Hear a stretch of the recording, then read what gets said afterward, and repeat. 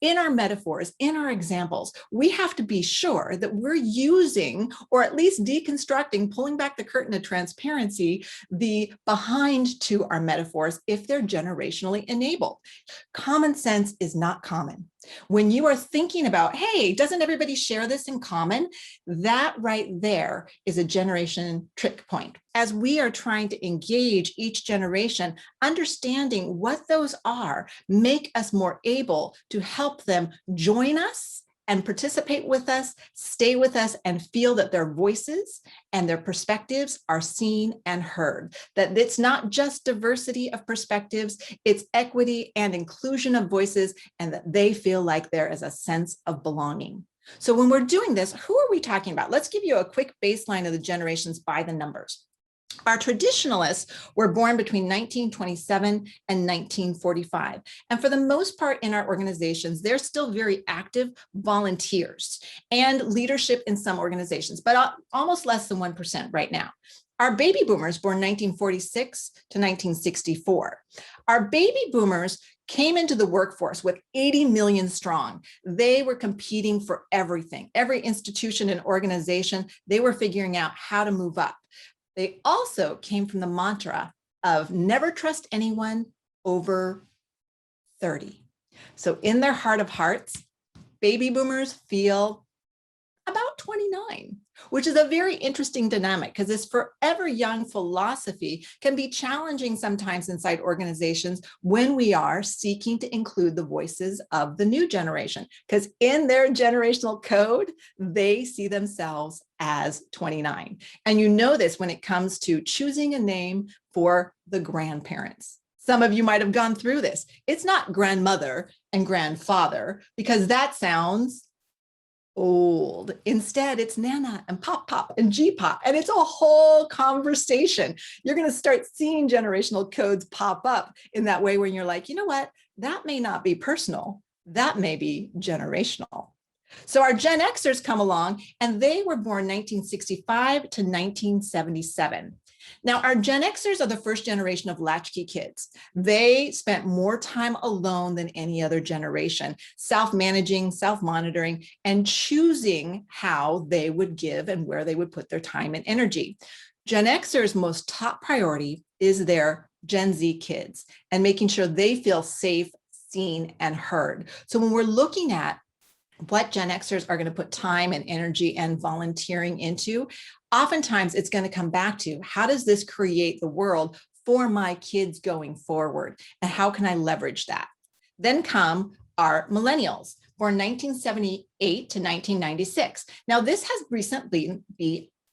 date has recently been updated. We've seen a little bit adjustments in the generational codes, mostly depending on who you're talking to. When people say, where does a generation begin and end at that point?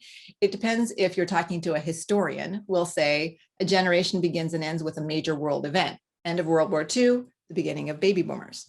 But a social scientist will say, no, it's when the social mood fully shifts. And a demographer will say, it's when the birth numbers go up and down. So if you're born 4 years before or 4 years after one of these dates I'm showing you, we call you a cusper because you probably get the generation before you, but frankly, you understand the generation after you too. So now we have our Gen Zs, born 1997 to 2012, very politically and socially active. They have grown up with the world around them, including them in the conversation. And then Gen Alpha, 2013 to 2025. And this generation is the kids of the millennials and just being born. So when we're looking at engaging the generations, we need to make sure that we don't start farther back than they are ready to go. They are a rich community who want to make a difference. Christina says, this is really resonating with me and aligns with so many of my Impact Austin relationships. Shout out to our Girl Giving Grants G3 members. Yes, this is something that is a groundswell happening around you. And it's so important to understand. They like socially conscious organizations. They want you to understand how important it is to have social consciousness embedded, not just a good idea, but embedded in everything you do. They want to be entrepreneurial. They want to say, how can I take this piece and run with it and build something?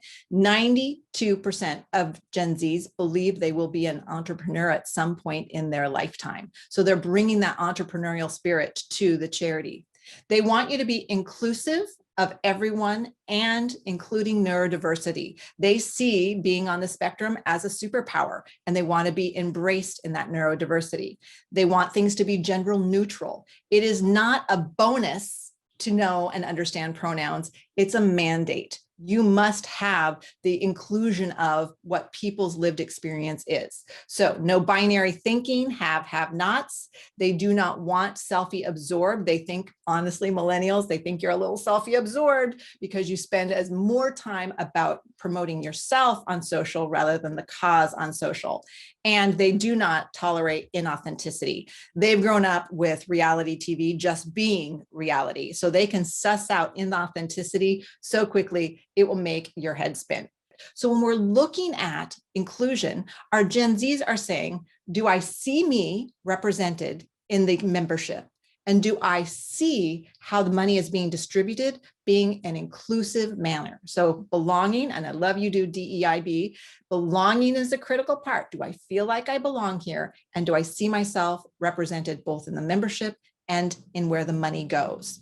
This is our first generation that is the minority is the majority. So we've tipped over with our Gen Zs, more than 50% of our Gen Zs self-report by the Deloitte study being in the minority. And this is going to change how we give and where we give. So let's go back and look at how does that show up in our words. We give for compassion, we give for impact, legacy, meaning there it is right there, empathy, caring, purpose. All of those things are underneath our giving. And now we have to do this. I have full on-demand institute, the Generational Institute. So you're welcome to reach out to me in any of those ways. Our millennial generation responds to the visual nature of social media. So can you tell your story in that short TikTok or Instagram size bites? So again, it's not an absolute, but it informs how we might engage and listen for those cues, that this might not be personal, this might be generational. And if I shift my messaging or my communication to have modalities represented of each generation, I might be more effective in reaching out to them. Great question, Sarah. Thank you. The next one is from Alyssa Gilden, and she said, can you please speak to how race intersects with generational codes? Absolutely. So this is a really interesting dynamic we're in the midst of right now, because how much permission each generation has had to share about their lived experience. Remember, we talked about what one generation saw as a privilege. They teach their kids, the next generation, to see as their right. So when it comes to race, ethnicity, or any other identity, what we see is that our millennials and our Gen Zs have way more agency and have more rights about speaking up to, this is my experience, this is what I need for you to, for me to feel included, for me to feel like I belong. So that agency of voice is what's really different across the generations. Now, again, remember, dream, desire, demand, deserve. Our baby boomers will oftentimes say, hey, we were willing to talk about race. We called it being politically correct. And our Gen Zs will say, that is so antiquated. The privilege of the work that baby boomers, and by the way, really traditionalists, who were the first civil rights activists, did, is something that the next generations assume as part of their right.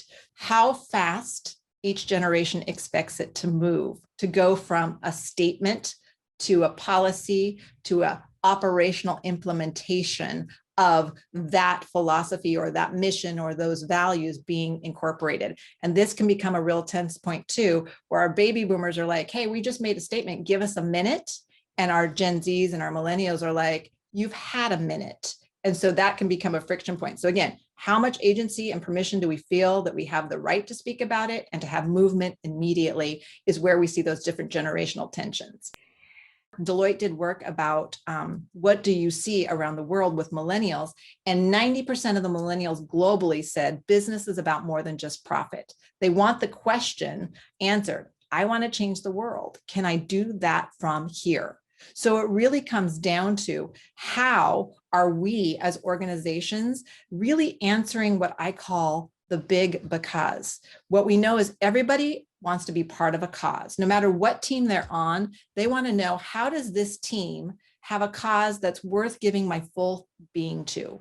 How am I visually representing other generations' experiences, whether it's the pictures I put into my presentation or my report, whether it's the music I use, whether it's the metaphors that I engage with. All of these things, making sure you do an audit, that just as I did at the top of the call, or at the top of the program, when I was talking about, Reader's Digest, today it would be TikTok. So when you're looking to influence others, the biggest influence is when they see themselves represented from an authority person in the conversation, in the metaphors, in the examples. And it can be very subtle, but it can be very powerful, such as making sure that I talked to you at the beginning about Amazon. When you go into any Amazon form as an employee, you have all 13 pronouns to choose from. So that subtlety of making sure that the forms show inclusion is important. How, as a leader, are you showing inclusion and the opportunity to belong in every aspect of what you do, from the